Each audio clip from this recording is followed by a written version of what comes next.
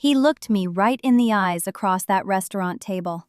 My father, the man I had spent 37 years trying to understand. And he said something I will never forget. He said it calmly, the way he always said things that were meant to destroy you.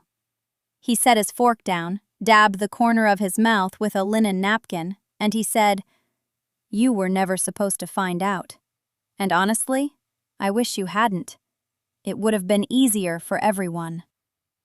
Easier for everyone. Not easier for me. Easier for everyone else. The restaurant was called the Birch Room, a small, upscale place on the north side of Edinburgh, the kind with cloth napkins and candles that smell faintly of cedar. I remember the candle between us because I stared at it for a long time after he said that. I stared at the flame bending slightly in the draft from the door, and I thought about how strange it is that fire looks so alive, and yet it has no heart, no memory, no loyalty. Just heat and light and consumption. He was waiting for me to cry. I could see it in his posture, the way he leaned back slightly, the way his hand stayed near his water glass like he was bracing for a scene. He had spent my entire life expecting me to be fragile. And for most of it, I had been. Or at least I had let him believe I was. But that night, I did not cry. I did not raise my voice. I looked at the flame, and then I looked at him, and I said, "I know exactly what you did. All of it. Not just the test." And for the first time in my life, I watched my father's face change into something I had never seen before. Not anger, not disappointment. Fear. My name is Ailie McCallum. I am 37 years old, and I live in Edinburgh, Scotland. This is the story of how my father paid £3,000 to bury the results of a DNA test, how my doctor revealed everything he had hidden, and how the truth did not destroy me the way he expected it to. It rebuilt me from the ground up. But it took years, and it cost me people I loved, people I thought loved me, and a version of myself I had carried around like a second skin since I was a child. I need to go back. Not just to the test. Not just to the doctor's appointment that cracked everything open. I need to go further. Because you cannot understand what happened in that restaurant unless you understand who I was before it, and who I had been trained to be. I grew up in Corstorphine, a quiet residential part of Edinburgh where the houses all look respectable, and the gardens are trimmed, and nobody talks about anything that matters. My father, Douglas McCallum, was a solicitor with a firm on George Street. Not a famous one, not a partner, but comfortable enough to wear good suits and drive a dark green Jaguar, and believe that these things made him important. My mother, Fiona, was a dental hygienist who stopped working when I was born and never went back. She made scones on Saturdays and kept the house spotless and did not ask questions. I was their only child, or at least I was the only child in the house. I was a quiet girl, not shy exactly, but watchful. I had a habit of standing in doorways instead of walking through them, of listening to conversations from the hallway, of reading people's faces before I decided whether it was safe to speak. My father once told a neighbor I was mousy. He said it with a laugh, like it was charming. I was 9.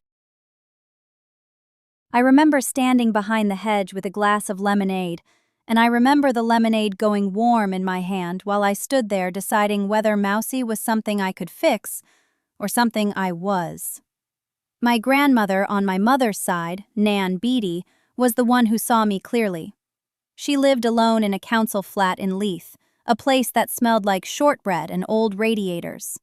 She had been a nurse at the Royal Infirmary for 31 years, and she had hands like warm bread, soft and strong at the same time. Every Sunday she would take me to Inverleith Park, and we would walk along the pond and she would tell me things, not fairy tales, real things. One afternoon, I must have been 11, I told her that I felt like I did not belong in my own family. I said it in the way children do, not dramatically, just matter-of-factly, the way you might say the sky looks gray today. She stopped walking and looked down at me, and she said something I have carried in my chest like a stone ever since. She said, "Belonging is not something anyone gives you, Ailey. It is something you build with your own two hands." And sometimes the people closest to you will try to knock it down, and you will have to build it again, and again, and again. I did not understand her then. I thought she was talking about friendships or school, but she was not. She was talking about what was coming.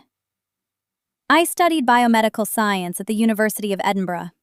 I was not brilliant in the way that gets you prizes, but I was relentless. I read everything twice. I stayed late in the lab when others went to the pub. I got a first-class degree, and then I kept going, completing a postgraduate certificate in clinical genetics. I became a genetic counselor, working at the Western General Hospital. My job was to sit with people and explain what their DNA meant, what their test results said about their risks, their children's risks, their futures. I was good at it. I was good at translating terror into something a person could hold. The irony of that, a woman whose entire professional life revolved around genetic truth, not knowing the most basic genetic truth about herself, is not lost on me. It was never lost on me, even before I knew what I did not know. Because there were signs. There were always signs. I looked nothing like my father. Nothing. He was tall, broad, fair-haired, blue-eyed, built like a man who had rowed at university, which he had. I was small, dark-haired, olive-skinned in a way that made people in Edinburgh ask me where I was originally from. My eyes were brown, almost black in certain light. My mother was fair too, freckled, with reddish hair. When I stood between them in photographs, I looked like a child who had wandered in from another family's portrait. People noticed. Of course they noticed. At school, a boy named Callum Hendry told me I was adopted, and when I went home crying, my father said, "You look like your great-aunt Margaret." End of discussion. I never met great-aunt Margaret. I never saw a photograph of her. And I learned very early that some doors in our house were not meant to be opened. My name is Fiona Alistair Drummond. I was born in 1987 in Edinburgh's Royal Infirmary, raised in a sandstone terrace house on Cumleybank Avenue in Stockbridge, the kind of street where the bins go out on Tuesday and nobody ever raises their voice above the hedge line. My father, Robert Drummond, was a consultant urologist at the Western General. My mother, Catherine, had been a nurse before she married him, then became what she called a full-time mother, which meant she ironed his shirts, organized the dinner parties, and slowly, year by year, disappeared into the architecture of his life. I was their only child, or rather, I was his only child. That distinction would come to matter more than anything. Growing up, I was quiet, not shy, which is what people assumed, but watchful. I listened more than I spoke because I had learned that in our house, speaking was a privilege my father controlled. He decided the topics at dinner. He decided when a conversation was over. He decided what was funny, what was serious, what was worth discussing, and what was beneath discussion. My mother would sometimes start a sentence and then look at him, mid-word, to see if she was allowed to finish it. Most of the time she was. Sometimes she wasn't, and the sentence would just trail off into the clink of cutlery on porcelain. I did well at school. Not spectacularly, not in the way he wanted, which was prizes and podiums and letters from headmasters. I did well quietly, consistently, in that way that teachers describe as diligent when they mean not brilliant but impossible to fault. I loved biology. I loved the logic of it, the way cells behaved according to rules, the way a body could be understood if you looked closely enough. By the time I was 16, I knew I wanted to study medicine. My father said nothing about this for 3 full days, and then at dinner he said, "Medicine's a long road, Fiona. You'll need to be certain you can handle it." Not encouragement, not discouragement, just a reminder that the road belonged to him first, and I was asking permission to walk on it. I got into Edinburgh Medical School. He said, "Well, it's not as competitive as it was in my year, but it's respectable." My mother hugged me in the kitchen later and whispered, "I'm so proud of you, sweetheart." And her eyes were wet. And I remember thinking it was strange that pride had to be whispered in our house, like it was something illicit. Medical school was where I met Grandpa Alec. He wasn't my grandfather by blood, not that I knew what blood meant in my family at the time. He was Dr. Alec Beatty, a retired pathologist who volunteered in the anatomy department, 73 years old, with hands that shook slightly and eyes that missed nothing. He had no children of his own. His wife had died in 2001. He came to the medical school 3 mornings a week because, he said, the alternative was talking to his cat about the cricket, and the cat was a poor conversationalist. He took an interest in me the way some older people do when they recognize something familiar in a younger person's silence. He never asked me why I was quiet. He never told me to speak up or be more confident. He just started leaving me articles on his desk, papers on genetic pathology, case studies from the British Medical Journal, always with a yellow sticky note that said something like, "Thought of you," or "This one's interesting." Once, after I presented a case study to the tutorial group and my voice shook the entire time, he found me in the corridor afterward and said, "You know, Fiona, the ones who shake are the ones who care. The steady ones are just performing." That sentence lived in me. It still does. He became the person I talked to when I couldn't talk to anyone else. Not about feelings, not in any dramatic way. We talked about medicine, about cases, about the ethics of diagnosis, about what it means to tell a patient something that will change their life. But underneath those conversations, something else was happening. He was teaching me that knowledge is not the same as power. Knowledge, he said, is responsibility. Anyone can find something out, he told me once, over weak tea in his cramped office on Teviot Place. The question is what you do with it, whether you use it to help or to control. That's the only question that matters, really. I didn't understand why he kept saying this. I thought it was general wisdom, the kind old men offer because they've seen enough to distill life into sentences. I didn't realize he was preparing me. He couldn't have known specifically what was coming, but I think he saw something in my family from the few things I let slip. Small details about my father's silences, my mother's deference, the strange absence of family photographs from before my birth. He never pushed. He just kept saying that one phrase, in different ways at different times. Knowledge is responsibility. My father came to my white coat ceremony. He sat in the 3rd row and checked his phone twice during the dean's address. Afterward, he shook my hand. Not a hug, a handshake, firm and brief, as though we had concluded a business transaction. My mother took a photograph. In it, his smile doesn't reach his eyes, and I am looking not at the camera but slightly to the left, at Grandpa Alec, who was standing off to the side, clapping with his shaking hands, beaming like I was his own. That photograph sits in a frame on my bookshelf now. I look at it sometimes and try to remember what I was feeling in that moment, whether I was proud or just relieved. I think it was relief. Relief that I had made it to a point where my competence was undeniable, where even my father would have to acknowledge that I had done something real. But a handshake. He gave me a handshake at my white coat ceremony. I remember watching other families afterward, fathers lifting their daughters off the ground, mothers crying into tissues, siblings holding balloons.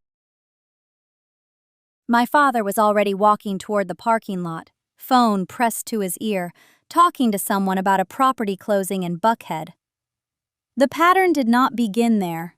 It began much earlier, but it took me years to see it as a pattern rather than a series of isolated disappointments. When you grow up inside something, you do not recognize its shape. You just breathe the air and assume it is normal. The first time I understood that something was fundamentally wrong, I was 11. My father hosted a barbecue at our house for the 4th of July. The backyard was full of his colleagues from the firm, their wives, their children. My mother had been cooking since 5 in the morning, brisket and coleslaw, and her cornbread that people still talk about. She set everything out on the long folding tables, arranged the napkins, put citronella candles along the fence to keep the mosquitoes away. I helped her carry the coolers.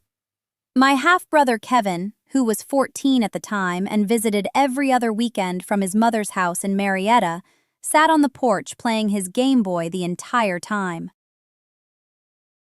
When my father stood up to say a few words, beer in hand, sun on his face, he thanked everyone for coming.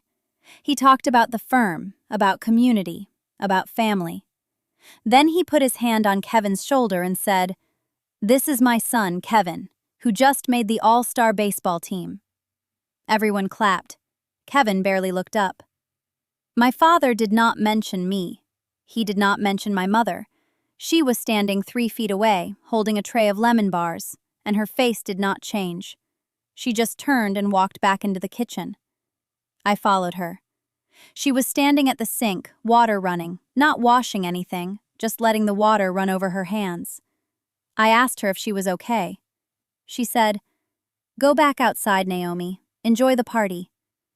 Her voice was perfectly even, the way a voice sounds when someone has practiced keeping it even for a very long time. I went back outside. I ate a hot dog. I did not enjoy the party. The second time was when I was 15. I had won the regional science fair with a project on antibiotic resistance in soil bacteria. It was a serious project. My biology teacher, Mrs. Whitfield, had helped me design the methodology, and I had spent 4 months culturing samples in the school lab after hours. The award came with a $500 scholarship and an invitation to the state competition in Macon. I brought the certificate home and put it on the kitchen table. My father was reading the Atlanta Journal-Constitution. He glanced at it, said, "That is nice," and turned the page. That same week, Kevin got a C+ on a history test, and my father took him to celebrate at the varsity because, and I am quoting directly, "The boy is improving, and that deserves recognition." My mother said nothing. I said nothing. Mrs. Whitfield drove me to Macon herself because my parents could not make it. I placed 3rd in the state. I called home from a payphone at the convention center. My mother answered and said she was proud of me. My father was not home. The third time was the summer before college.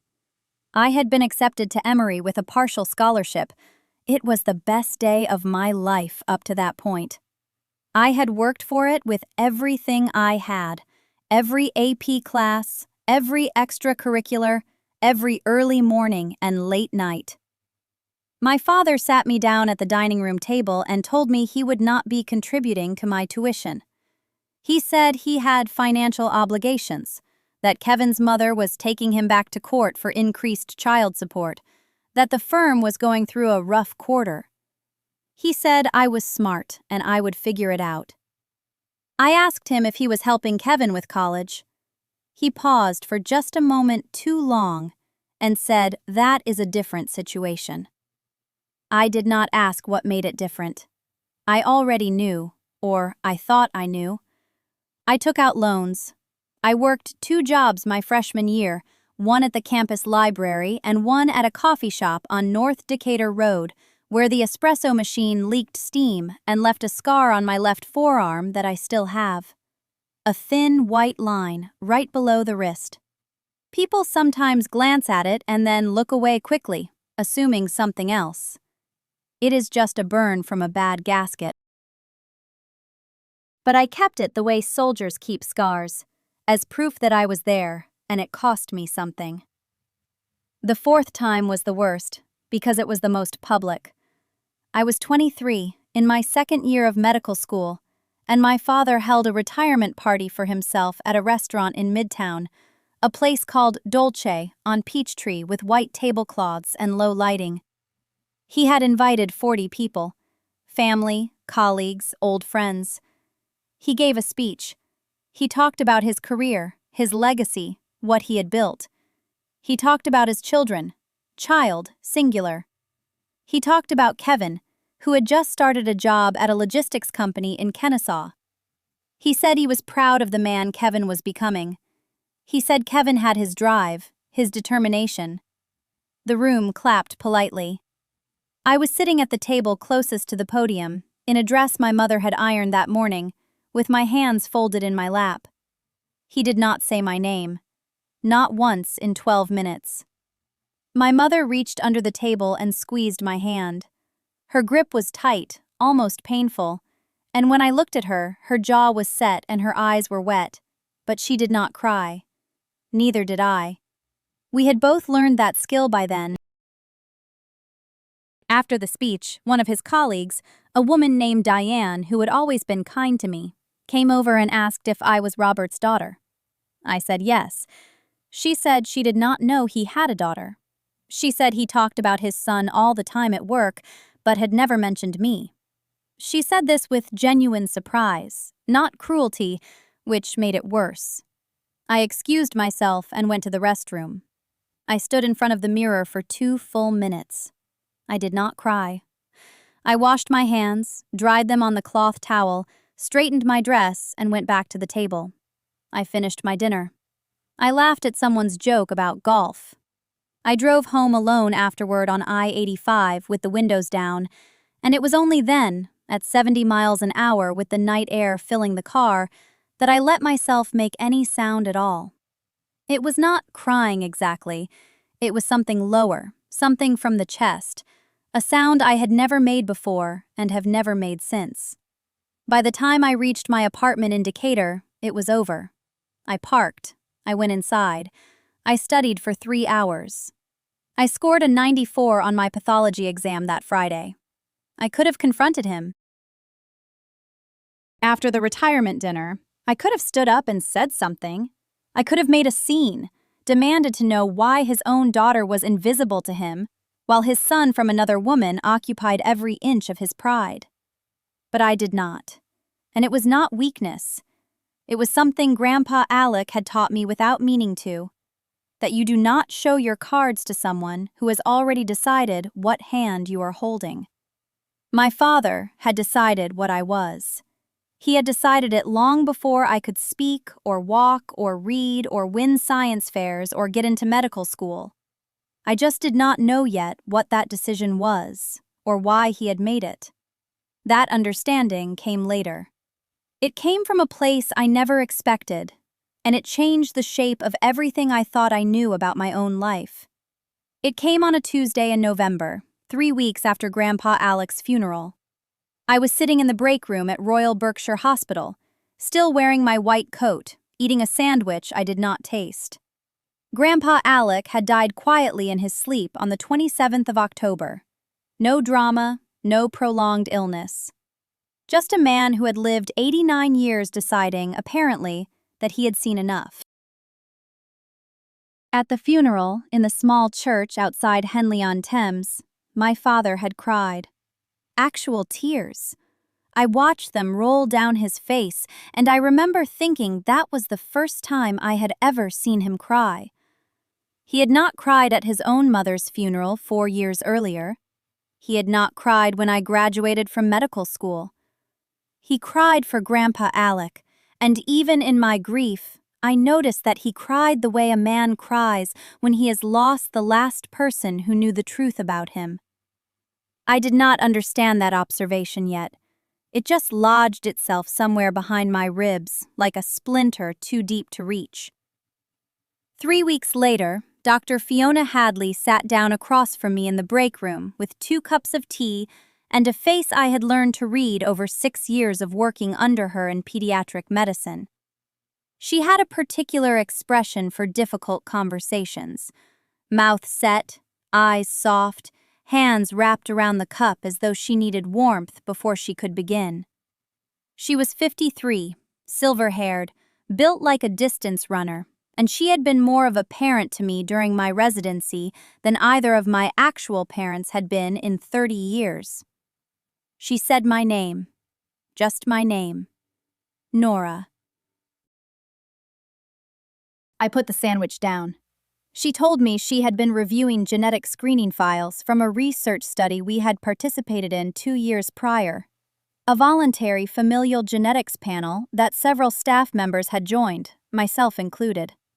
The hospital had partnered with a genomics lab in Cambridge for a hereditary disease mapping project. I had submitted my sample without a second thought. It was routine. It was science. I had forgotten about it entirely. Fiona had not forgotten. She had been contacted by the lab because of an anomaly in my results that they wanted to flag before the study data was anonymized and published. They had cross-referenced my panel with publicly available genetic databases, as was standard for verification, and they had found a match that did not align with my declared family history. She paused. She looked at me with those soft eyes. I said, "What kind of match?"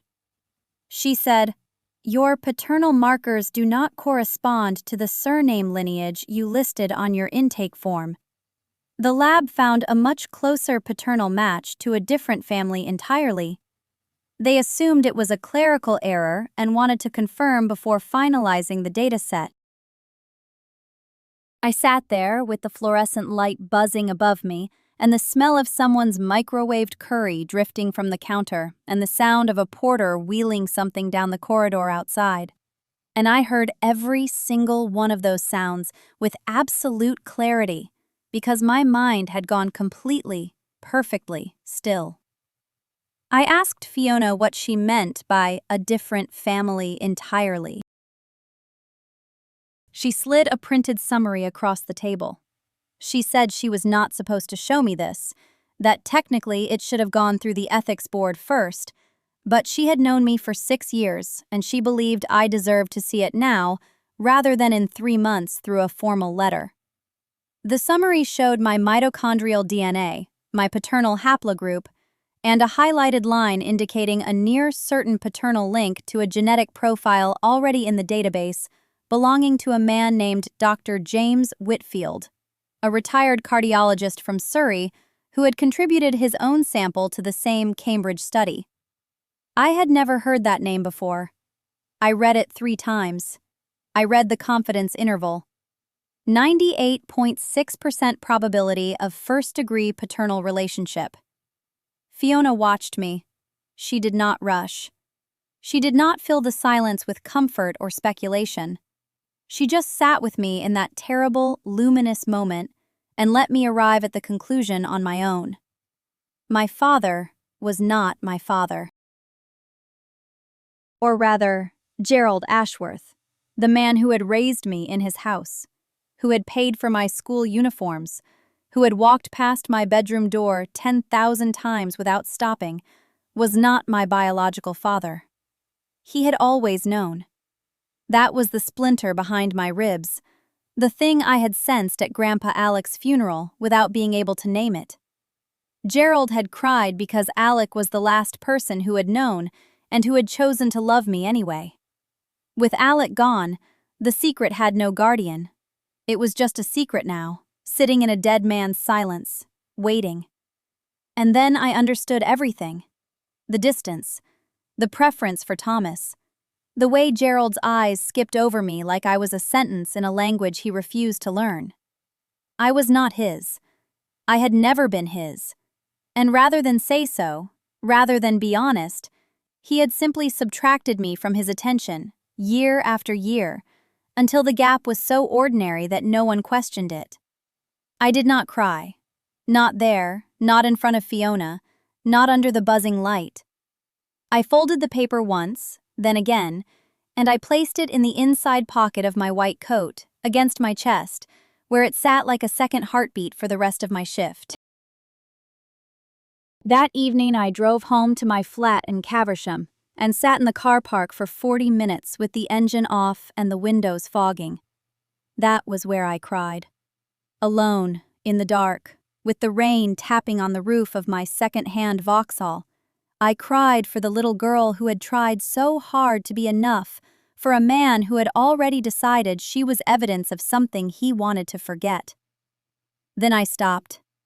I wiped my face with the sleeve of my coat, and I felt something settle into place inside me.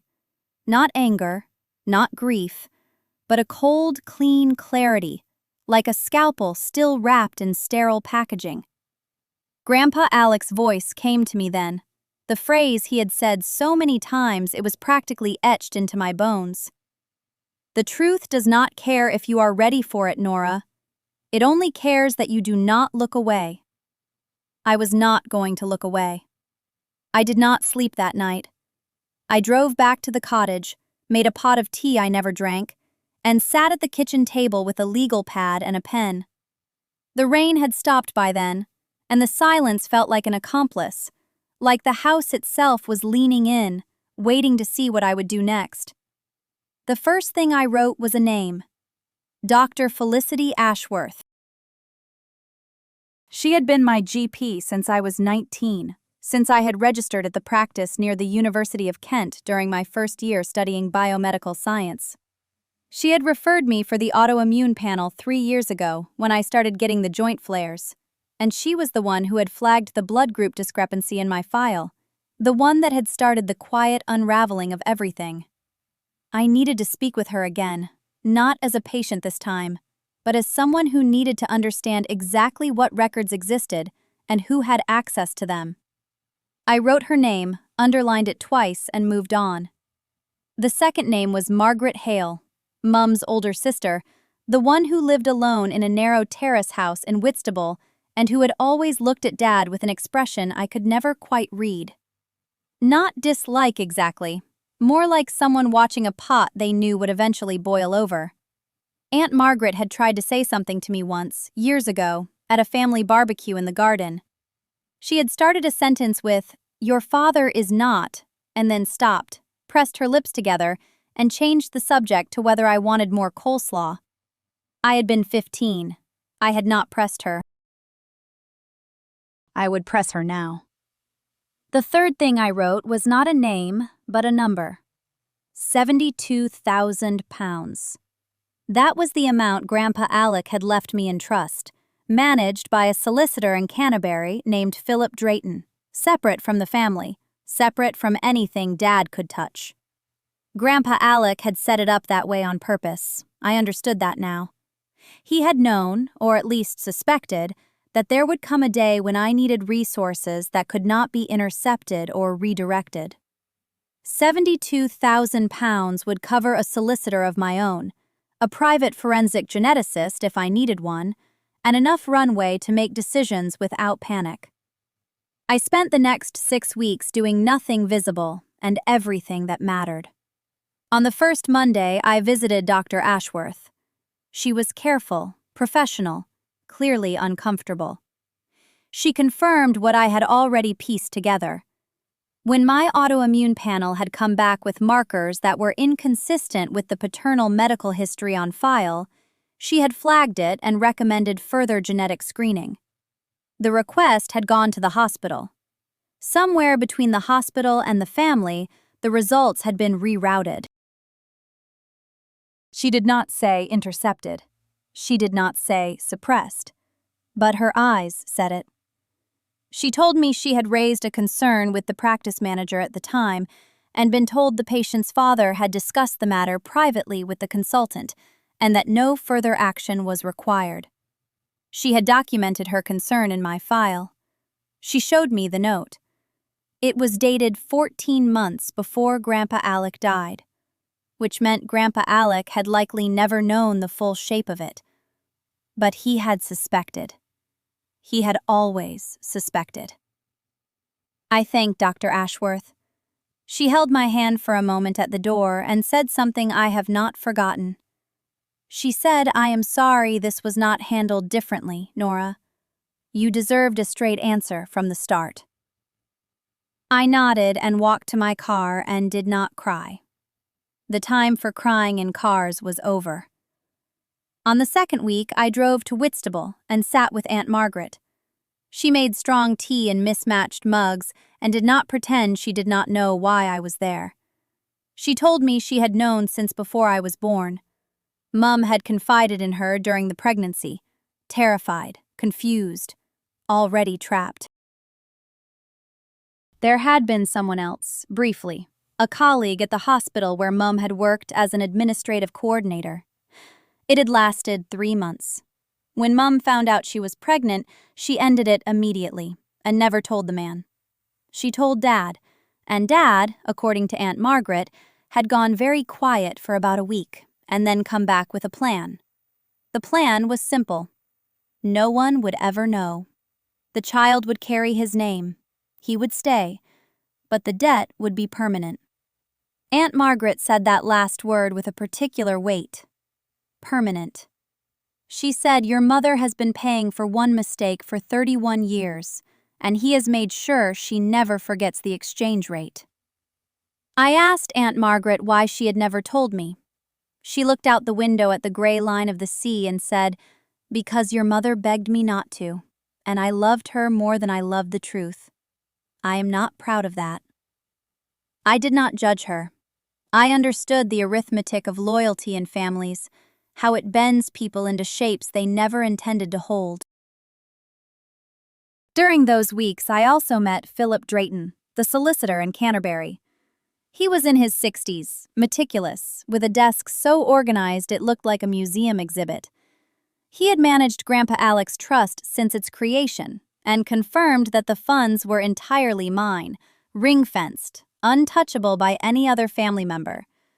I told him I might need a family solicitor experienced in medical records disclosure and potential civil claims. He did not flinch. He gave me 2 names and said he had been expecting my call for some time. I chose the first name, a woman called Sarah Lennox, based in London. I liked her because within 5 minutes of our first phone call, she said, "Tell me what happened," and then did not interrupt for 20 minutes. When I finished, she said 3 words. "You have options." That was all I needed to hear. Not promises, not outrage, options. Dad, meanwhile, carried on. He phoned me on a Sunday to remind me about his birthday dinner in 3 weeks, a reservation at a restaurant in Sevenoaks. He mentioned that James and Olivia would be there, that James was bringing his new girlfriend, that Mum was organizing a cake. His voice had the usual texture, pleasant, controlled, the voice of a man who believed the architecture of his life was still intact. He asked me if I was well. I said yes. He said, "Good, good." There was a pause. He asked if anything was wrong. I said, "No, nothing is wrong." And I meant it. Nothing was wrong. For the first time in 31 years, something was finally, precisely, right. The restaurant was called The Vine, tucked into a narrow lane off Sevenoaks High Street, the kind of place with exposed brick walls and cloth napkins folded into triangles and small candles on every table that made everyone look slightly golden and slightly kinder than they actually were. Dad had chosen it, of course. He always chose the restaurant. He chose the wine before anyone sat down. He chose the seating arrangement.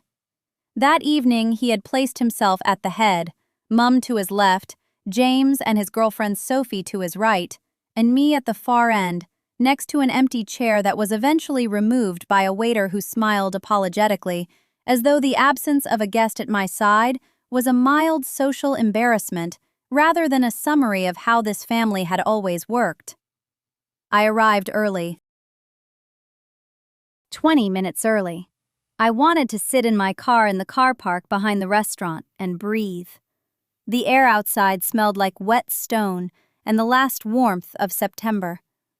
I could hear the faint hum of traffic on the A25, and a blackbird somewhere in the hedgerow behind the bins. I opened my handbag and looked at the envelope inside. Not the original from Dr. Pallister.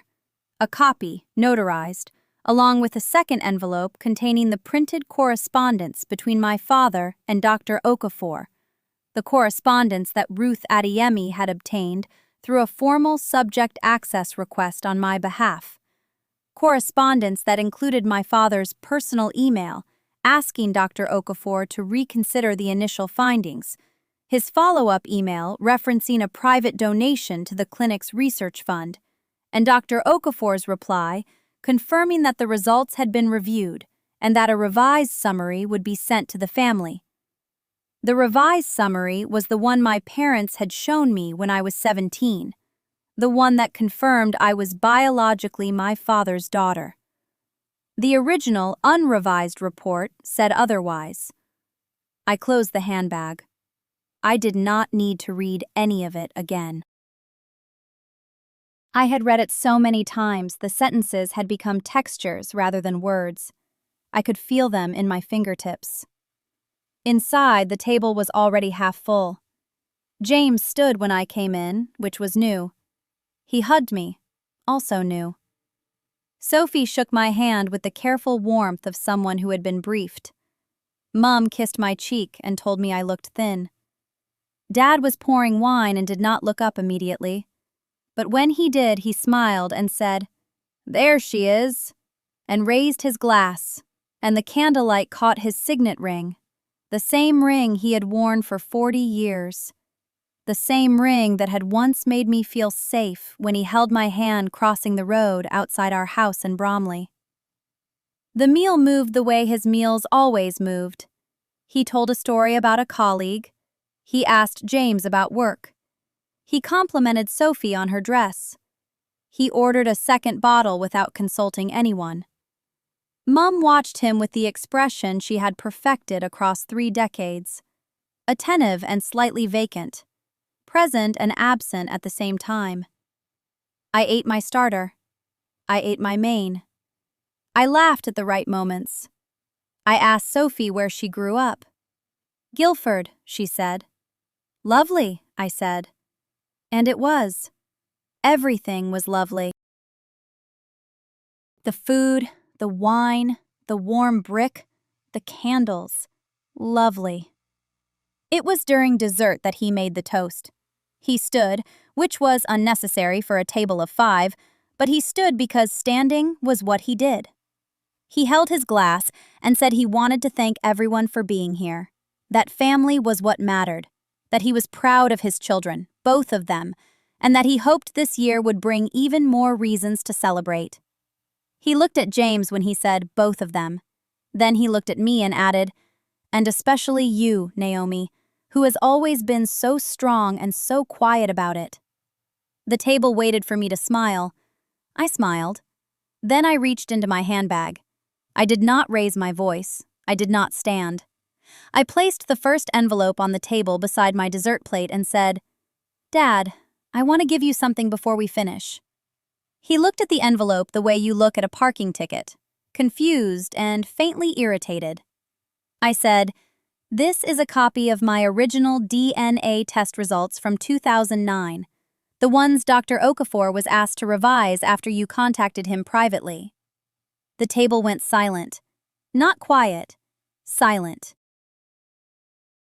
The kind of silence that has weight, that presses on your eardrums, that makes the clink of a glass at another table sound like something breaking. Mum put her fork down. James said, "What?" Sophie looked at her plate. Dad did not move.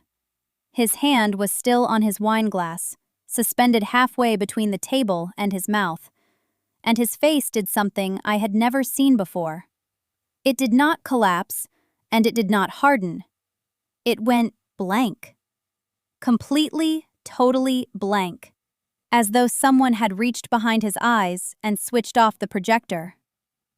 I placed the second envelope beside the first.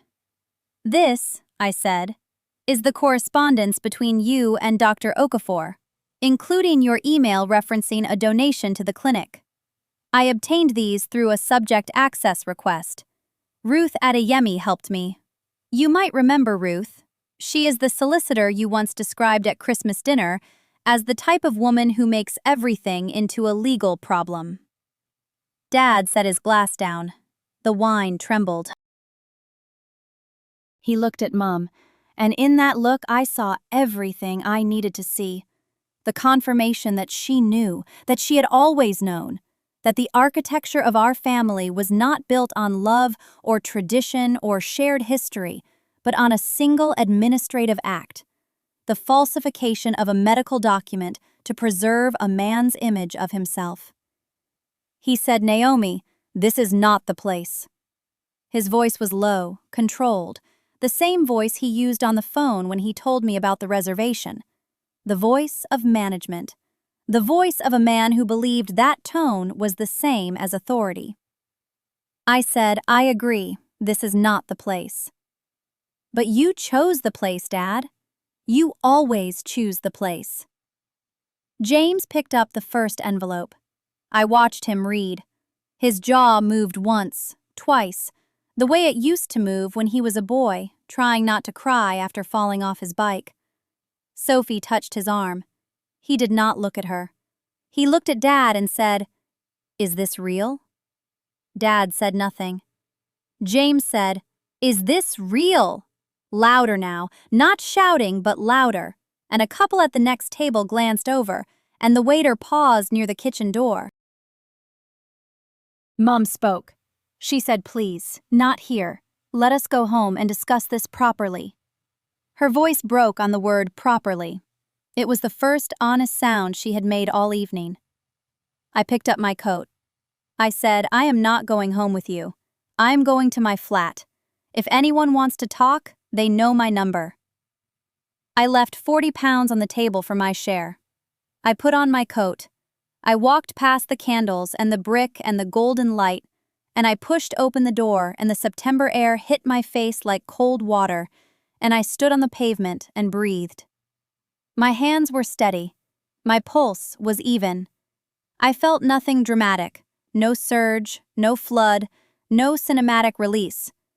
I felt like a woman who had finally said a true thing in a room full of beautiful lies. And that was enough. The next morning, I woke at 5:30 without an alarm. Gray light through the curtains. The flat was quiet, and the radiator ticked the way it always does when the heating comes on early. I lay there for a few minutes and listened to the city starting up outside. A bus on the Holloway Road. Someone dragging a wheelie bin. Normal sounds. I made tea and sat at the kitchen table and waited.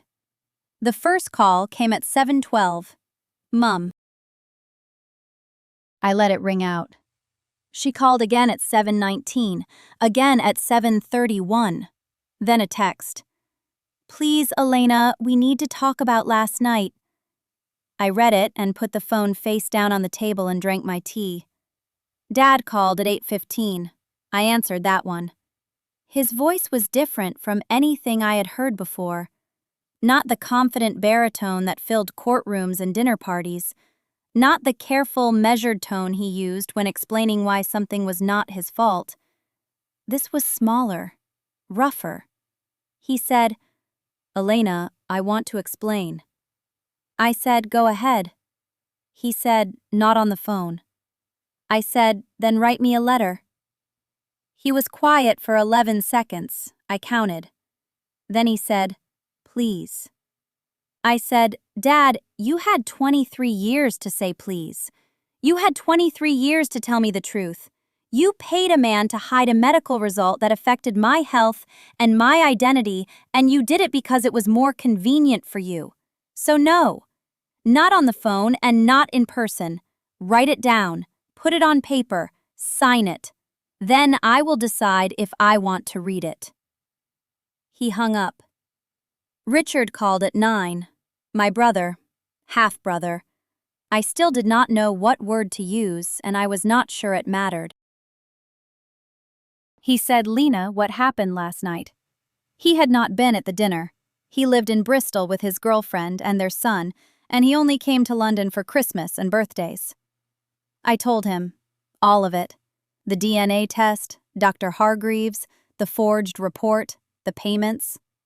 He was quiet for a long time, and then he said, "That explains a lot, actually." I asked what he meant. He said, "Do you remember when we were kids and you asked Mom why you had brown eyes and everyone else had blue, and she changed the subject so fast she knocked over a glass of wine?" I did remember. I was 9. The wine was red, and it stained the tablecloth, and Mum scrubbed it for 20 minutes and never answered the question. Richard said he loved me, and that I was his sister regardless of whatever nonsense the adults had done. I believed him. He was the one good thing that family had produced without conditions attached. The formal consequences came over the next 6 weeks. I had filed my complaint with the General Medical Council on the Tuesday after the dinner.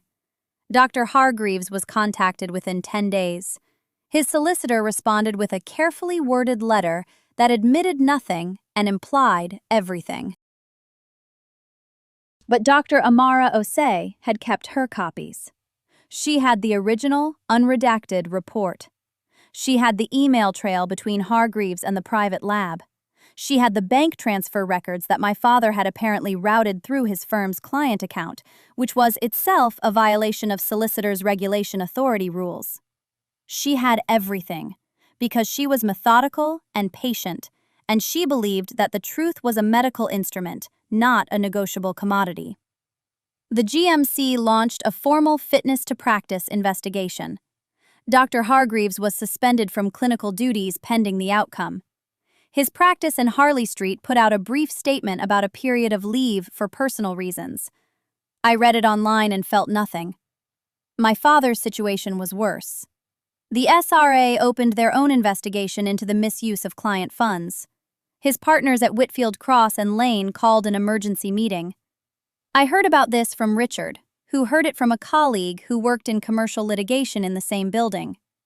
Dad was asked to take a leave of absence. The word they used was voluntary, but there was nothing voluntary about it. He was 61 years old, and he had spent 34 years building that firm, and now he was being walked out of it because he had paid £4,800 to hide the fact that his daughter was not biologically his. Mum called me every day for 3 weeks. I answered twice. The first time she cried and said she was sorry and that she had wanted to tell me so many times. I asked her who my biological father was. She said his name was Tomasz Kowalski. He was a Polish engineer she had met at a conference in Manchester in 1999. It lasted 4 months. She ended it before she knew she was pregnant, and when she found out, she convinced herself, and then convinced Dad, that the timing worked. When the DNA test came back wrong, she panicked, and Dad took over and managed it the way he managed everything, with money and silence, and the assumption that control was the same thing as care. The second time I answered, she asked if I was going to contact Tomasz. I said I did not know. She said he moved back to Krakow in 2003. She had not spoken to him since. I thanked her for the information and said goodbye, and sat in my kitchen and looked at the name I had written on the back of an envelope. Tomasz Kowalski. A stranger who shared my chromosomes. I put the envelope in a drawer and closed it. My grandfather had died 4 years ago, but I kept a photograph of him on the shelf above my desk.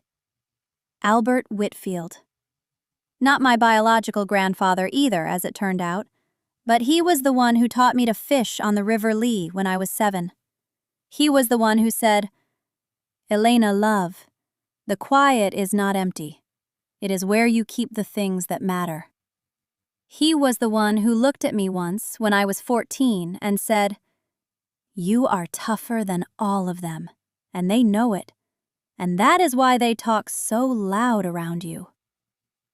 I wondered if he knew. I think he might have.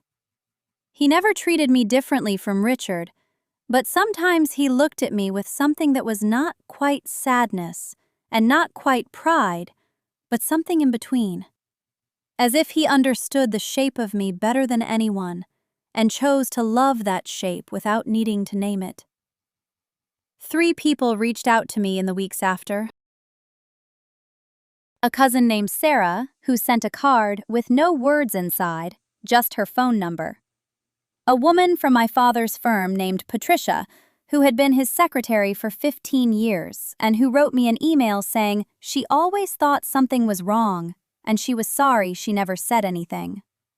And Dr. Osei, who called me on a Wednesday evening and asked simply how I was doing. Not as a doctor, as a person. I told her I was all right. She said good. Then she said, "Elena, you should know that what your father did was not about you. It was about him. People who hide the truth are not protecting the person they are hiding it from.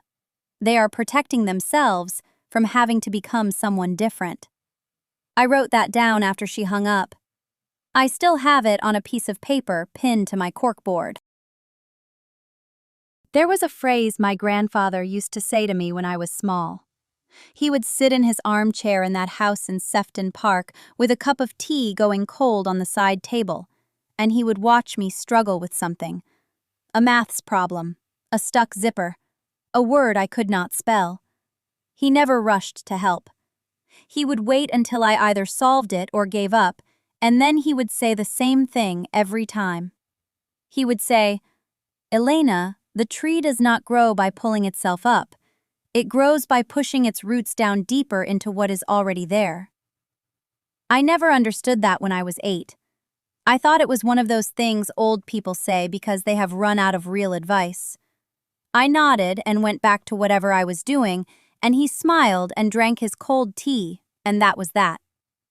But after everything that happened with my father, and the DNA results, and the court, and the fallout, I found myself thinking about that phrase almost every day. Not because it suddenly made perfect sense, but because I was starting to understand what it cost him to say it. My grandfather knew. I am almost certain of that now. He knew that my father was not my biological father, or, at the very least, he suspected it strongly enough that the knowledge sat in him like a stone for years. He never told me. He never told anyone, as far as I can determine. But the way he treated me was different from how he treated my sister. Not worse, not better, just different. There was a carefulness to it, a deliberateness, as though every act of love he showed me was also an act of defiance against something I could not see. He died believing I would figure it out eventually. Or maybe he died hoping I would not have to. Either way, he left me that phrase, and I carried it around like a pebble in my coat pocket for 20 years without knowing what it weighed. Now I know. The roots he was talking about were not accomplishments. They were not the degree or the commission or the strength I built in my body to compensate for what I lacked in certainty. The roots were the willingness to stay in the soil, even when the soil was full of things that made no sense. To keep growing, not upward and not outward, but downward, into yourself, into the parts you would rather not look at. I spent a long time being proud of how well I handled everything. The steadiness, the composure, the way I stood in that courtroom and did not flinch. And I am not saying that was false. It was real. But it was also a kind of armor, and I wore it so long that I forgot it was not my skin. The truth is, I should have spoken sooner. Not in the courtroom. Earlier. Years earlier. When my father first started treating me as less than. When my mother first looked away instead of stepping forward. When the pattern became clear and I chose silence because silence felt like strength, and because I was afraid that speaking would make me small in the way they already believed I was. I told myself I was being strategic, patient, that I was waiting for the right moment. And some of that is true, but some of it was just fear dressed up in discipline. I know that now. I can hold both things at the same time. I can be proud of what I did and honest about what I avoided, and neither one cancels the other out. My mother called me 5 months after the settlement. It was late, past 11. I was sitting in the kitchen of my new flat in Woolton, with the window cracked open because the radiator was stuck on high, and the air smelled like paint from the hallway where the landlord had been redecorating. She said, "Elena, I want you to know that I loved your father. Not as an excuse, just as a fact." I said, "I know." She said, "I also want you to know that what I did was wrong, and I do not expect you to forgive me, and I am not asking you to." I said, "I know that too." There was a pause. Then she said, "Your grandfather would have been proud of you." And that is when my voice broke. Not before. Not in the courtroom. Not in the solicitor's office. Not in the car outside the hospital. There, in my kitchen, at 11 at night, with paint fumes coming through the crack in the window and my mother's voice thin and cracked on the other end of the line. I did not sob. I just stopped being able to speak for about 10 seconds, and she waited, and neither of us hung up, and that was the most honest moment we had shared in perhaps my entire life. I do not think forgiveness is a single event. I think it is something you do in small amounts over a long time, like paying off a debt you did not choose to take on. I am not there yet with my mother. I am not there yet with my father. I may never be there with my father. But I am no longer carrying the weight of pretending that it does not matter. It matters. It mattered then, and it matters now, and the fact that I survived it does not make it acceptable. It just makes it survivable. My grandfather's phrase comes back to me at odd moments. When I am driving and the road is empty. When I am standing in the queue at Tesco and someone ahead of me is arguing about a coupon. When I wake at 4 in the morning and the room is dark and the city is quiet and I can hear my own breathing and nothing else. The tree does not grow by pulling itself up.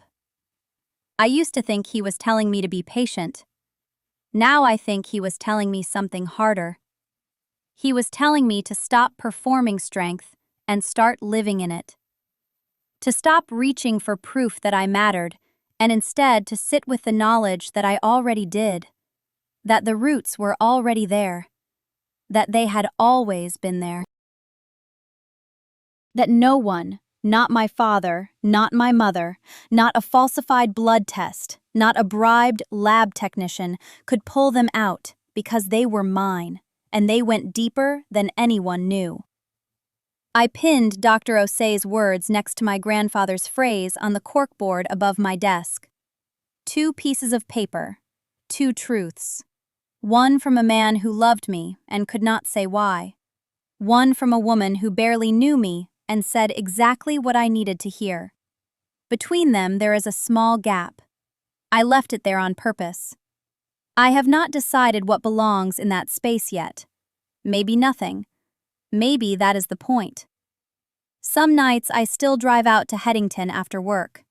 Not to the hospital, not to my grandfather's old house either, because the new owners painted the door a shade of green that would have made him wince.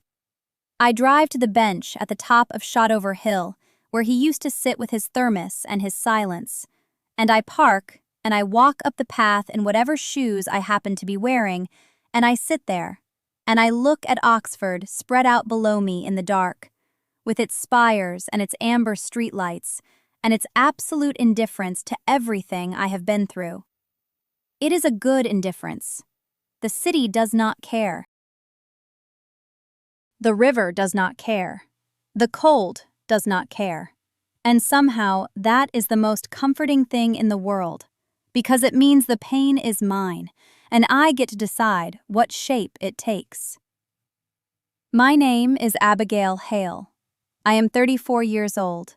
I am a trauma registrar at the John Radcliffe Hospital in Oxford, and I am the biological daughter of a man who spent 14 years and tens of thousands of pounds making sure no one, including me, would ever know that. He failed. Not because the system caught him, not because justice is inevitable, not because good always wins. He failed because one doctor in one lab on one Tuesday afternoon looked at a screen and chose not to look away. That is all it took. One person who refused to be convenient. I think about that a lot. I think about how many times I have been in a position to look away from something uncomfortable on a chart, or in a scan, or in a patient's eyes, and I think about the weight of that choice. It is not dramatic. It never is. It is a Tuesday.